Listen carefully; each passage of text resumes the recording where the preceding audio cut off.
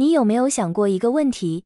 当全球都在担心战争、能源危机、债务风险和经济衰退的时候，为什么新加坡的货币反而越来越强？按很多人的传统理解，货币升值不是好事啊，出口会受打击，企业成本会增加，经济增长可能会放缓。可奇怪的是，当中东局势持续紧张，全球市场剧烈震荡，亚洲多国货币都在承压的时候，新元却成了少数持续走强的亚洲货币。甚至有多家国际机构预测，今年年底美元对新元可能跌到 1.25 附近。这到底意味着什么？难道仅仅只是汇率市场的短期波动吗？其实，全球资本正在悄悄告诉世界一个真相：新加坡已经不只是亚洲的金融中心，它正在成为全球财富、资本和避险资金最信任的落脚点。今天我们就从新加坡的视角，硬核拆解新元持续走强背后最值得关注的5个深层信号。因为这件事影响的绝对不仅是你换外汇的汇率，更是新加坡未来10年的国家竞争力。很多人以为货币升值只是金融市场屏幕上的数字跳动，但其实货币从来都是一个国家信用最直接的体现。因为货币不会说谎，资本更不会说谎。如果投资者不信任一个国家，资金会迅速逃离，货币就会应声下跌。反过来，如果全球资本持续流入，货币自然就会走强。我们看看过去几年世界发生了什么。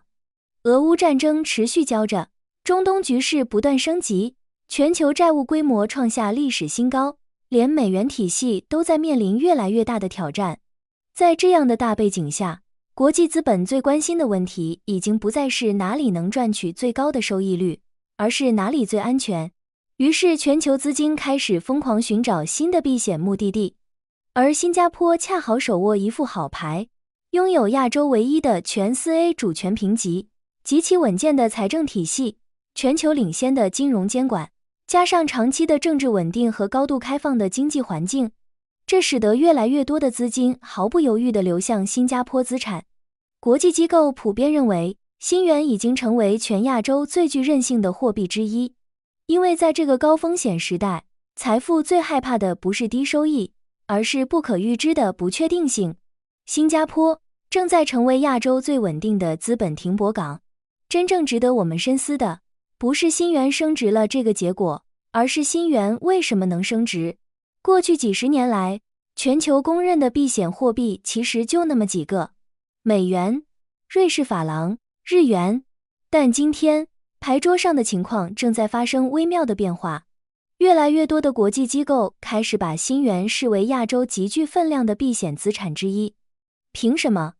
因为新加坡拥有其他国家极难复制的组合优势，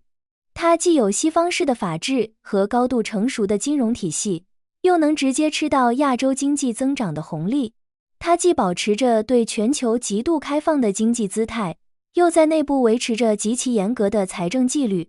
它既能顺畅连接美国，又能深度连接中国和整个东盟大市场。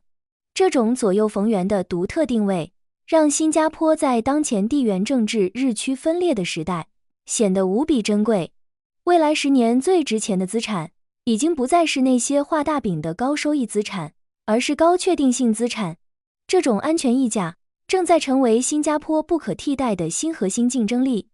我们甚至可以说，新加坡正在加速成为真正意义上的亚洲版瑞士。说到这里，很多人可能会问，新元走强对普通人有什么好处？很多人只看到了企业的出口压力，却忽略了普通居民才是强势货币真正的受益者。你要知道，新加坡是一个极其典型的进口型经济体。根据新加坡金融管理局，也就是 MAS 的长期研究，进口对新加坡本地物价的影响极大。这也是为什么新加坡是全球极少数不通过调整利率，而是直接通过管理汇率来实施货币政策的国家。新加坡进口什么？几乎是一切。从你餐桌上的食品、发电用的天然气，到医院里的药品、工厂的工业原料，再到手里的消费电子产品，全靠进口。当新元升值时，同样是买100美元的商品，你需要支付的新元就变少了。尤其是在中东冲突持续推高全球能源价格的背景下，强势的新元直接成了一面坚固的盾牌，极大缓冲了输入型通胀对新加坡的冲击。普通人最直观的感受就是，虽然全球物价都在飞涨，但在新加坡买进口货、出国旅游、海外购物，你手里的钱反而更值钱了。过去的新加坡靠什么崛起？答案是货物流，靠着马六甲海峡的绝佳位置，靠港口、转口贸易和航运，新加坡赚到了第一桶金。但今天的新加坡早就进入了发展的第二阶段，全球财富管理中心、私人银行、家族办公室、主权基金合作、跨境资本配置，这些高端金融服务正在呈现爆发式增长。越来越多全球顶级的富豪和高净值人士选择把真金白银配置到新加坡，原因非常简单粗暴，资本天生胆小，最害怕动荡，而新加坡能提供极致的稳定。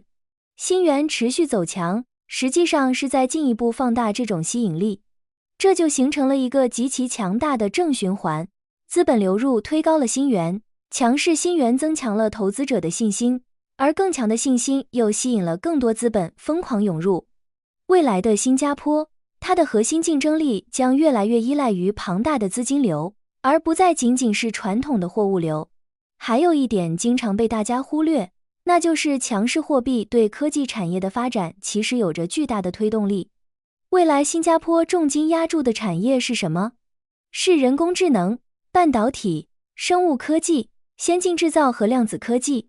这些硬核科技产业有一个共同的致命特点，它们都需要大量进口极其昂贵的高端设备，